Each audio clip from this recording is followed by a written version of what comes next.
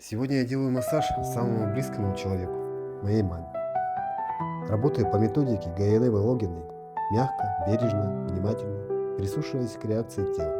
Здесь важны не сила и скорость, а точное движение, спокойный ритм и забота. Во время массажа я стараюсь помочь расслабить, снять накопившееся напряжение и подарить ощущение легкости. Для меня это не просто процедура, это возможность остановиться, побыть рядом и выразить свою любовь через прикосновение. Особенно приятно видеть, как постепенно расслабляются мышцы, становится спокойнее дыхание, а на лице появляется улыбка.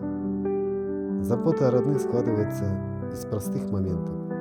Иногда лучший способ сказать «я рядом» — это подарить немного тепла, внимания и времени.